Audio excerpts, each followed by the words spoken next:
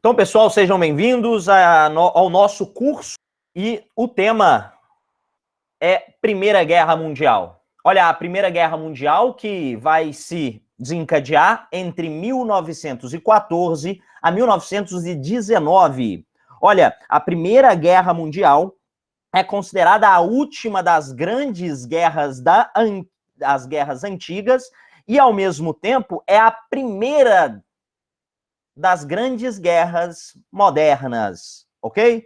É uma guerra que, no decorrer do movimento, há mudanças da estratégia militar de vários países para tentar conseguir associar aquilo que deveria ser feito de maneira mais efetiva no contexto de conflito. Notem que a Primeira Guerra Mundial também é conhecida como a Grande Guerra, tá certo? Olha, neste período, a Europa, como grande parte do mundo, vivia a chamada Belle Époque. A Belle Époque seria aquele momento em que a população ela vivia uma sensação generalizada de otimismo e crença no progresso. Que era caracterizado até mesmo pela sociedade burguesa ocidental até então. É uma bela época que não mais seria alcançada por aqueles que sobreviveram à Primeira Guerra Mundial. A Primeira Guerra Mundial, portanto, pessoal, ela rompe com essa sensação generalizada de otimismo. A Belle Époque ela vai ser quebrada, esse sentimento de otimismo, ele vai ser totalmente desfacelado, destruído, e por isso mesmo a Primeira Guerra foi muito traumática. A Paris, considerada a Cidade das Luzes, essa Cidade das Luzes, ela vai ser atingida de maneira violenta pela Primeira Guerra Mundial. Logo, imaginem só esse período de mudanças de sentimento, de progresso à destruição. A população, ela de fato absorve um trauma frente à Primeira Guerra Mundial. É interessante que este momento da Primeira Guerra Mundial, ele vai ser desencadeado por antecedentes históricos que são importantíssimos, e nós falávamos anteriormente sobre esses antecedentes. Quando discutíamos o imperialismo, o neocolonialismo, eu mostrei que o imperialismo, ele apresenta um cenário conflituoso entre estes países considerados imperialistas.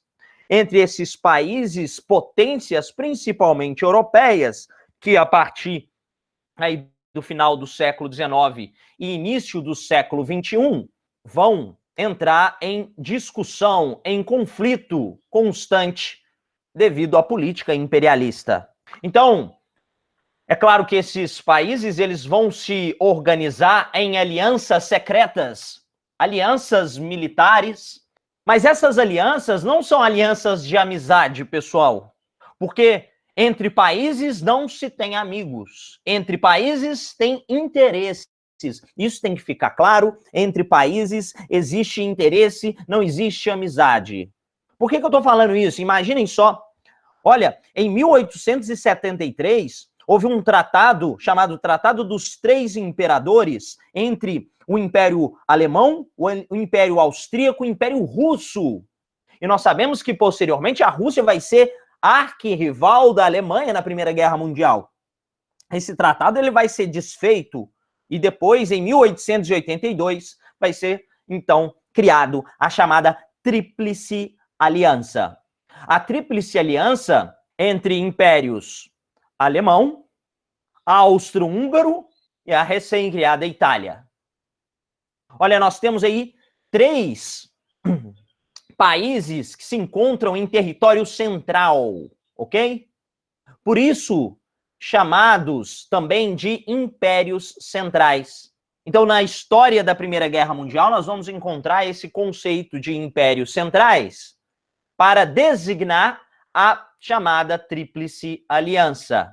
Olha, eles estão na região central da Europa, Alemanha, Itália e Império Austro-Húngaro. Em 1894, para vocês terem ideia, foi criado um pacto, já que a Rússia tinha saído lá daquele antigo tratado dos três imperadores, a França e a Rússia tinham criado um pacto chamado Pacto Franco-Russo, em 1894. Logo em seguida, em 1904, foi criado um segundo pacto, mas agora entre a França e a Inglaterra, chamado Entente Cordiale.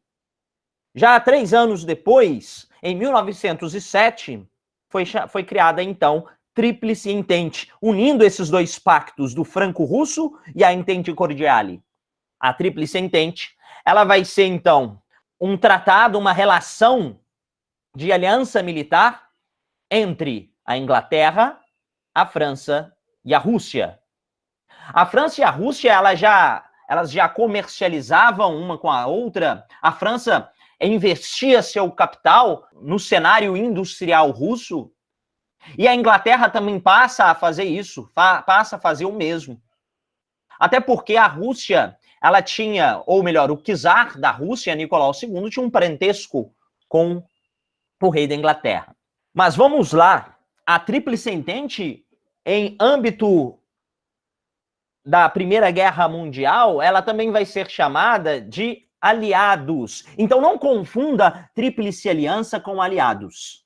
Mais tarde, no desenrolar da guerra, nós vamos encontrar aí, apoiando esses 3 países da Tríplice Entente, outros países europeus e até mesmo países de outros continentes, como, por exemplo, os Estados Unidos e o Brasil. Então, neste mapa, nós temos essa divisão política, essa divisão dos pactos secretos existentes entre esses países imperialistas. De um lado, a Tríplice Entente, então, e do outro, a Tríplice Aliança.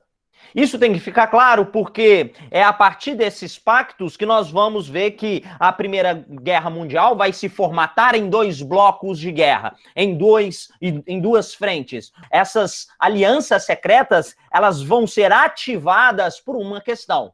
Aqui a propaganda da criação da Tríplice Aliança, na verdade aqui somente 2 bandeiras, a bandeira do Império Alemão e a bandeira do Império Austro-Húngaro. Aqui nós encontramos um panfleto de propaganda da Tríplice Entente.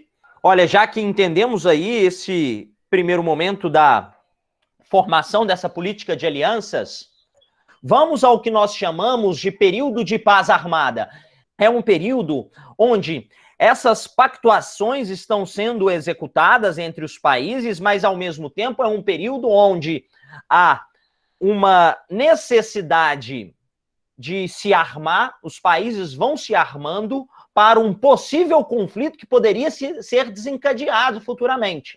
Então, eles já pensavam que poderia ocorrer um choque internacional. Essa fase de preparação da paz armada é uma fase um tanto quanto emblemática, porque nós vamos encontrar vários conflitos que vão dar margem para o surgimento da Primeira Guerra Mundial. Essas rivalidades que vão se desenvolvendo entre as potências imperialistas, elas vão ser divididas aí em alguns pontos que eu coloquei, como, por exemplo, o conflito anglo-germânico. Ele é esse conflito onde há um crescimento da produção de ferro e aço, da produção química, da produção da indústria naval, vai se desenvolvendo, né, na Alemanha, a esse crescimento industrial alemão que vai afetar a produção industrial inglesa. E é claro que existirá um conflito de mercado, de disputa de mercado entre alemães e ingleses. Para vocês terem uma ideia, nessa produção industrial, vejam no nosso gráfico que de 1870 até meados aí de 1930, um pouco antes, né, um ano antes da Primeira Guerra Mundial, a produção industrial da Grã-Bretanha entra em queda contínua. E se a gente compara a produção alemã, há um avanço sistemático dessa produção industrial de 1870 a 1913. O conflito franco-germânico foi um conflito entre a França e a Alemanha.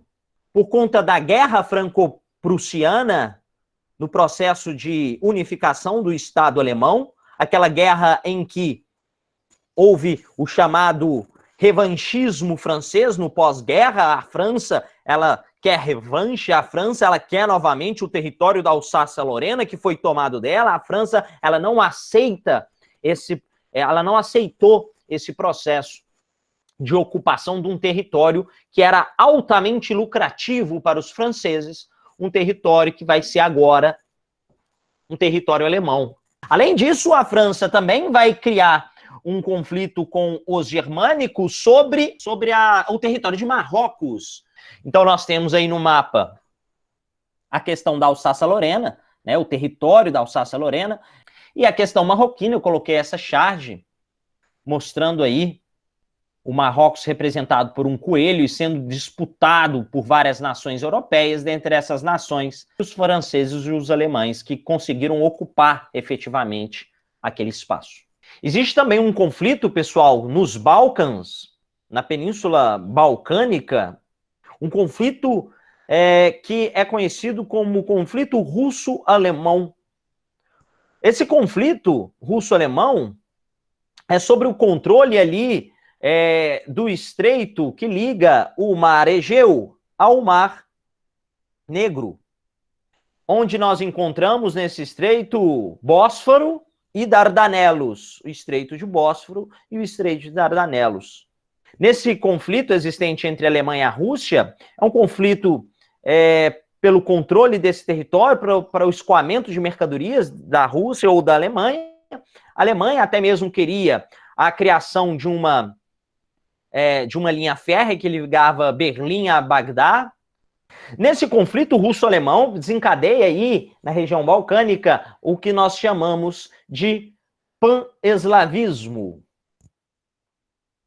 O pan-eslavismo é um nacionalismo exaltado por parte dos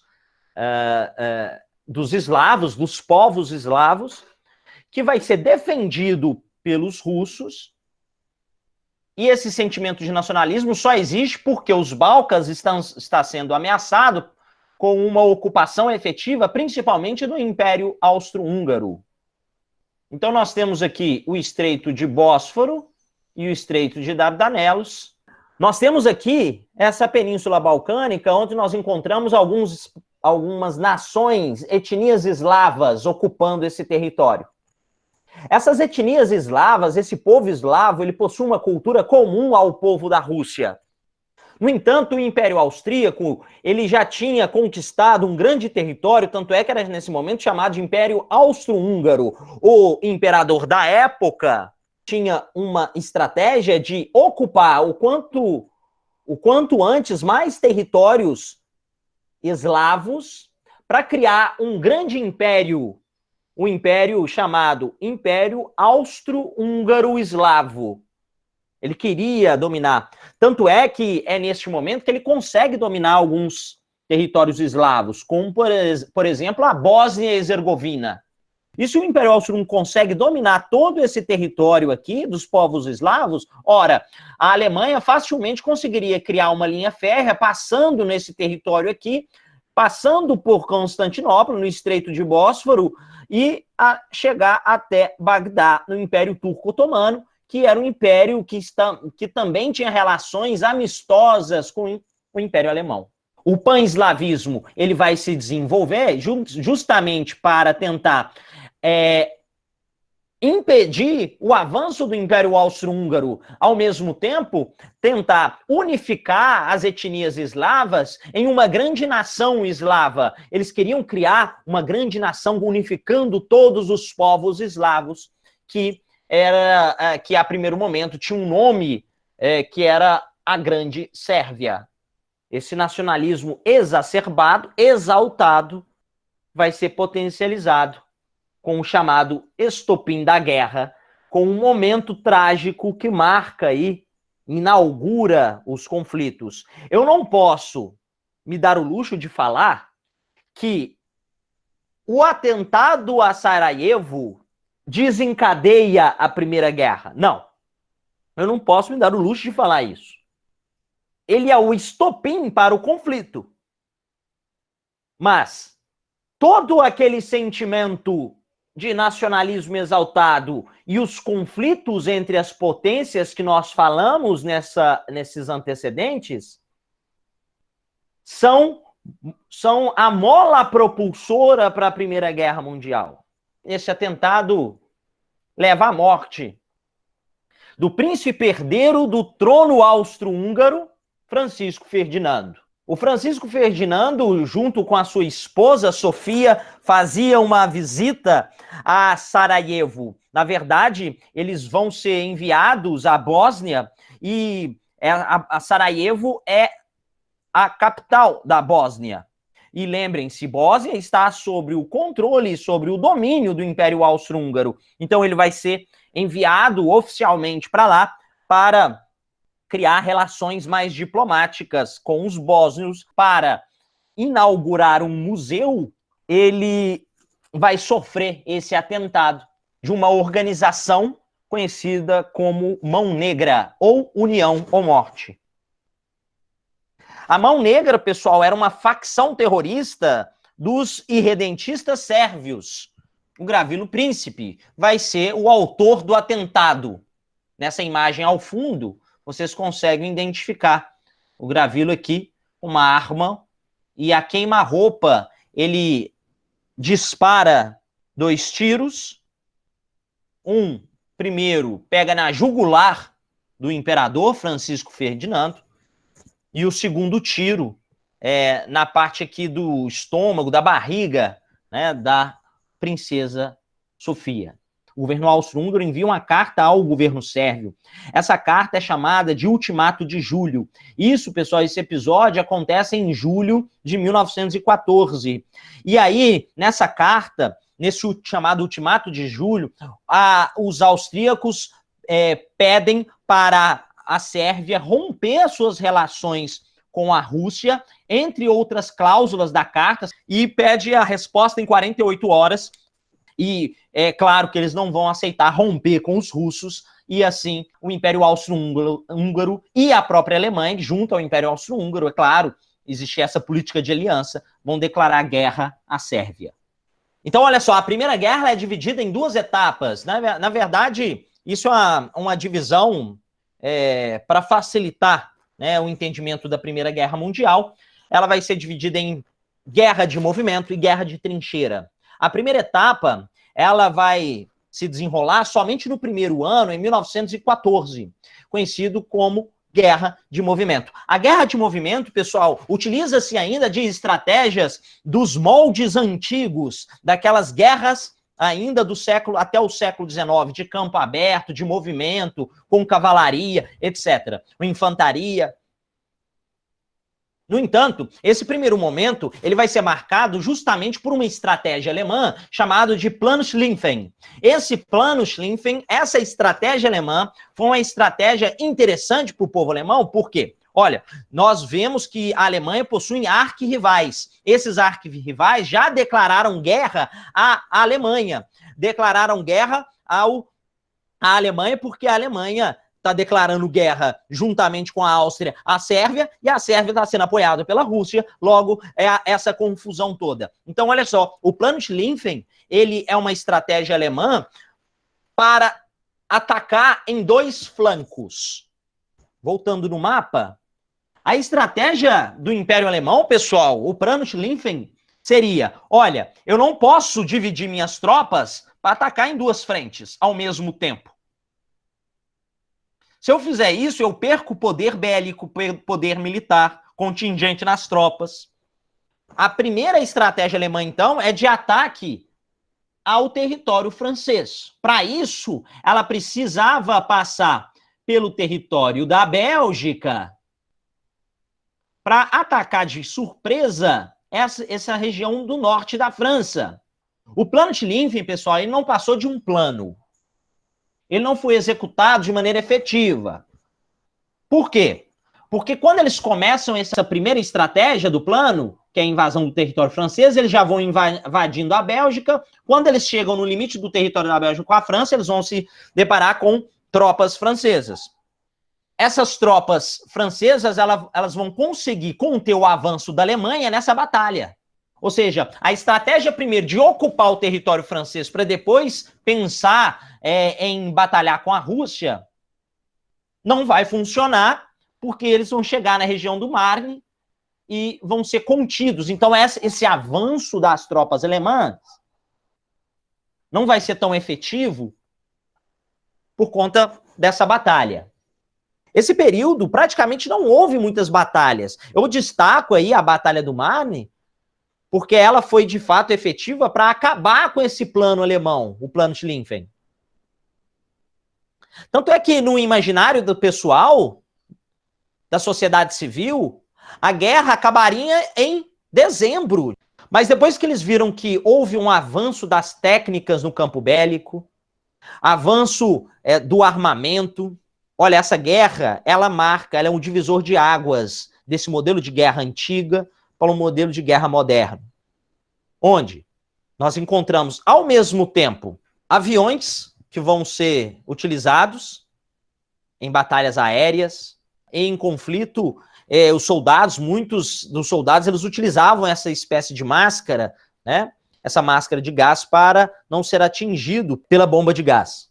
Tanques de guerra foram desenvolvidos na Primeira Guerra, submarinos, mas ao mesmo tempo nós encontramos isso aí, um lanceiro.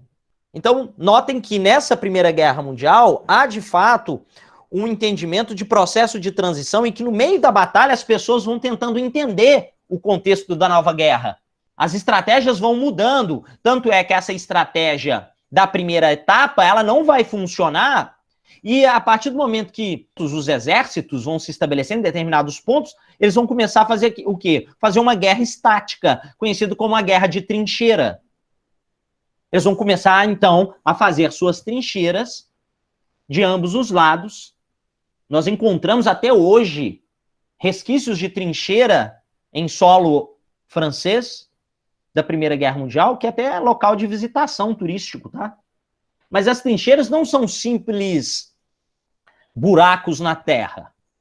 Na trincheira existe área para descanso, área de recuperação de doentes. Entre uma trincheira e a outra, existia um campo, né? Que eles colocavam minas terrestres, arame farpado, para impedir o avanço das tropas inimigas para a trincheira do outro. Essa área de uma trincheira para outra era conhecida como área de ninguém ou campo de ninguém. Os soldados passavam meses, até anos, entrincheirados, sem tomar banho, em momentos de chuva, tudo enlamaçado. As trincheiras eram fétidas, não tinha higiene alguma. Era um local insalubre.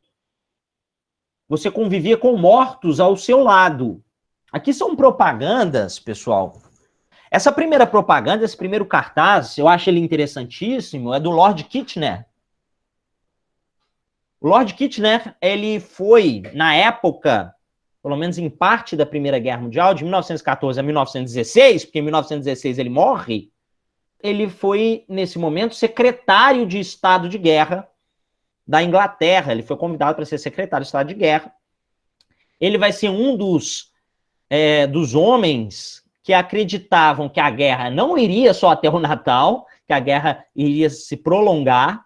A sua imagem vai ser vinculada ao recrutamento para a tropa inglesa. Essa propaganda do Lord Kitchener, ela vai dar margens para a criação daquela propaganda que nós conhecemos nos Estados Unidos, do Tio Sam.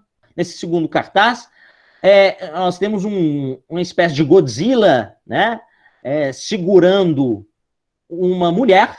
Essa mulher representada aqui é a liberdade, ou seja, a Alemanha está sequestrando a liberdade. A Alemanha, ela está aterrorizando a todos e sequestrando a liberdade. Nessa segunda fase, conhecido como a Guerra de Trincheira, que vai de 1915 a 1918, onde há essa estabilização dos exércitos por centenas de quilômetros nessas trincheiras.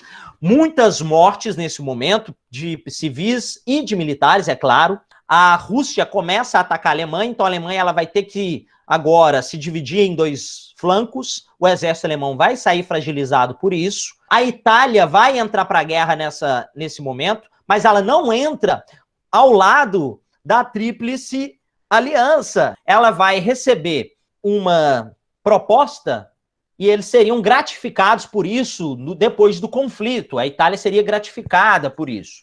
A Bulgária, nesse momento, também entra para a guerra, só que ela entra pelo lado oposto, entra para ajudar os impérios centrais, né?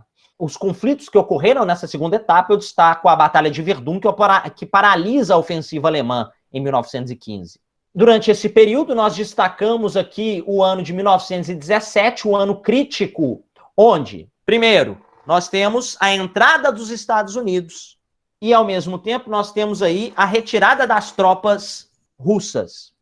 Os Estados Unidos, pessoal, vai entrar para a guerra em 1917 porque é o maior fornecedor de equipamentos bélicos para os aliados. Além disso, a Inglaterra tinha uma dívida gigantesca com os Estados Unidos nessa época. Tinha uma dívida mesmo. O presidente Wilson, ele só vai declarar guerra aos alemães porque em uma dessas embarcações que forneciam equipamentos bélicos para os aliados, que desembarcava ali no território da Grã-Bretanha, uma dessas embarcações, um desses navios cargueiros, vai ser atacado pelos alemães. Mas não é só por isso. Os aliados estão preocupados com a saída da Rússia da Primeira Guerra. Nós estamos falando de 1917, e no início de 1917, a Rússia ela já tinha sofrido um golpe. O Império Czarista tinha caído. Nicolau II tinha sido assassinado brutalmente pelos revolucionários. E a Rússia, no início do 17, está sendo governado por um governo de coalizão, onde quem que está ali na Duma, que era o parlamento russo, controlando, era um grupo de burgueses com os mencheviques. E olha, a população russa está desgastada, está envolvida numa guerra civil e numa guerra mundial. O exército russo, mesmo sendo mais numeroso nessa época, era um exército muito fraco, mal treinado, mal equipado. A Rússia não era um país efetivamente industrial nessa época. Aqui nós temos a propaganda do Tio Sam, que remete, né, à propaganda do Lord Kitchener. O Tio Sam é uma personagem que foi criada pelos soldados nova-iorquinos numa guerra no início do século XIX, a Guerra Anglo-Americana. Ele vai ser novamente representado aí nesse momento da Primeira Guerra Mundial, com fim também de recrutamento. Em 1918, a derrota das potências centrais, então a assinatura do Tratado Brest-Litovsk, que retira a Rússia da Primeira Guerra Mundial, a então agora a União Soviética, porque Lenin já está no poder. Esse tratado não foi interessante para os russos. Quando Lenin assina o tratado, ele vai abrir mão de um grande território da Rússia e vai abrir mão também de uma dívida que o Império Turco-Otomano tinha com a Rússia. Bom, pessoal, nesse último ano da guerra, eu disse para vocês que as potências centrais elas já estavam totalmente desestruturadas. Na verdade, a Alemanha, Império Austro-Húngaro e o Império Turco-Otomano estavam ainda se envolvendo na guerra, mas vai chegar um momento que só a Alemanha que vai ter força para se manter.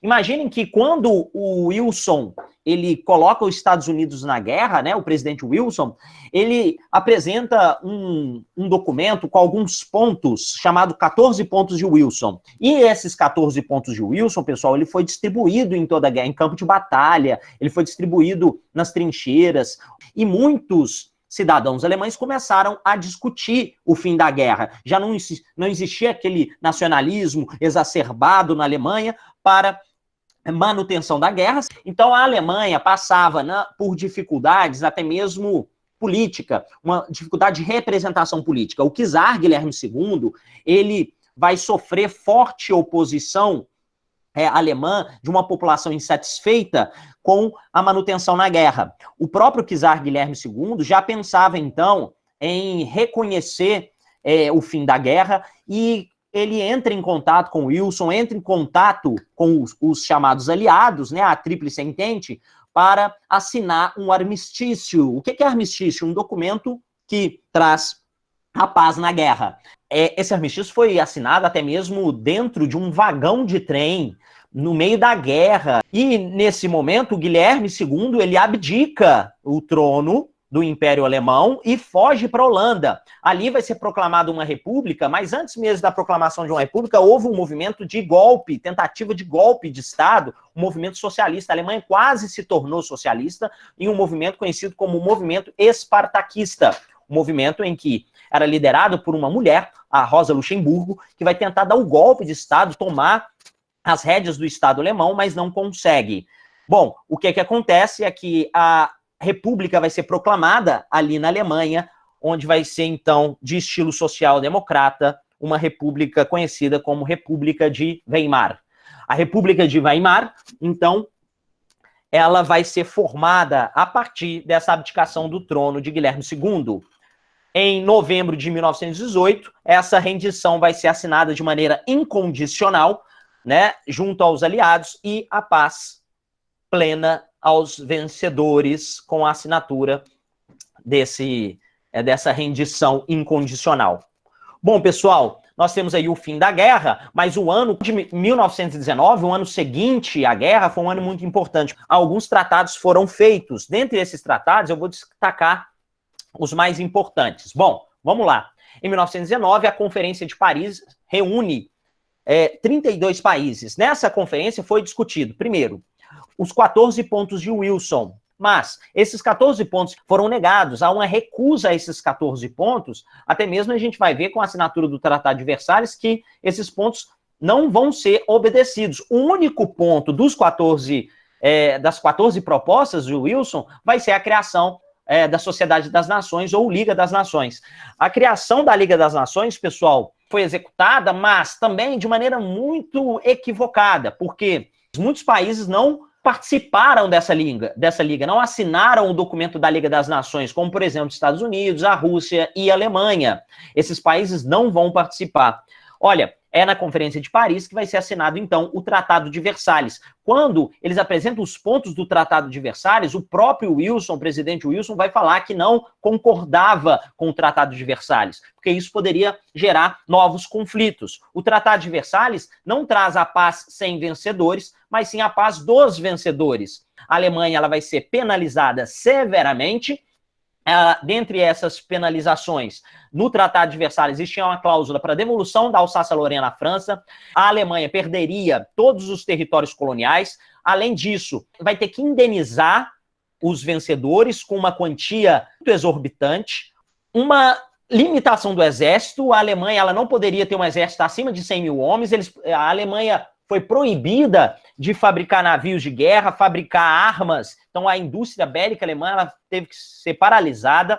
É claro que a gente vai ver, pessoal, que futuramente o próprio Estado nazista de Hitler vai desobedecer vários desses pontos do Tratado de Versalhes, vai rasgar o Tratado de Versalhes, inaugurando aí um novo conflito, né? Aqui eu tenho 3 tratados importantes, que é o Tratado de Saint-Germain. Esse Tratado de Saint-Germain traz o desmembramento do Império Austro-Húngaro, ou seja, a Áustria ela se torna um pequeno país do interior do continente europeu. Além disso, fica sem saída para o mar. A Polônia ela seria independente, então cria-se o território da Polônia, né, o país Polônia. As províncias de Istria, e Tirol e Tretino, que estavam sob o controle do Império Austro-Húngaro, vão passar para a Itália, ou seja, aquela Itália irredenta. A criação da Tchecoslováquia, que era um território, parte dele era alemão e parte dele austríaco, e o território da Iugoslávia. A Iugoslávia nada mais é do que o nome oficial para a Grande Sérvia. Vocês lembram lá da criação, da tentativa, né, de unificação dos povos eslavos? O pan-eslavismo, ele apresentava essa possibilidade da criação da Grande Sérvia, e isso vai acontecer. Só que não vai ter esse nome. O nome vai ser a Iugoslávia, que vai ser criada em 1931. E por fim, pessoal, nós temos mais outros 2 tratados. O Tratado de Neuilly, de 1919 também, onde a Bulgária ela vai perder parte do seu território e a Iugoslávia vai adquirir a região da Croácia, da Romênia e da Transvânia. Então a Iugoslávia vai ser um grande país eslavo mesmo. E por fim, pessoal, como consequência da guerra, gera uma crise generalizada, uma crise onde afeta de maneira grave ao URSS, a Itália e a Alemanha, principalmente esses 3 países que vão ser países com ditaduras totalitárias extremistas, tá? Futuramente. A gente vai ver o stalinismo na URSS, o fascismo na Itália e o nazifascismo na Alemanha. Ora, tanto ditaduras totalitárias de extrema esquerda, no caso o stalinismo, como ditaduras totalitárias de extrema direita, no caso o fascismo e o nazismo. Notem que após a Primeira Guerra, houve uma reestruturação do mapa da Europa. Conforme essas identidades étnicas vão surgindo novas nações, intensifica-se as mudanças sociais na Europa, no mundo inteiro, na verdade, mas na Europa isso fica claro. Interessante que a Itália, mesmo do lado dos vencedores, entre aspas, da guerra, né? Mesmo do lado dos aliados, a Itália também sai como perdedora. Então aqui é um mapa que mostra essa nova configuração, essa nova divisão política após a Primeira Guerra Mundial, com a criação de estados como a Estônia, a Letônia, a Lituânia, a Polônia, a Tchecoslováquia, a divisão, né, do Império Austro-Húngaro com a Áustria, a Hungria, a redução da Bulgária, a criação da Iugoslávia, olha só a Iugoslávia, o território da Grécia vai ser expandido, e assim a Alemanha também perde território. Com a criação do Estado da Polônia, pessoal, a Polônia ela tinha que ter uma abertura para o mar, então eles criam um chamado corredor polonês. A Alemanha vai ser dividida em duas partes, mas não confundam a divisão da Alemanha aqui na Primeira Guerra Mundial com a divisão da Alemanha na Segunda Guerra Mundial, onde que se cria dois Estados-nação, a RDA e a RFA. Aqui não, aqui é uma Alemanha só, no entanto ela foi dividida em duas partes para a criação do chamado corredor polonês, ok? Pessoal, espero que tenham gostado, entendido a nossa aula de Primeira Guerra Mundial. Ficamos por aqui e até um próximo momento.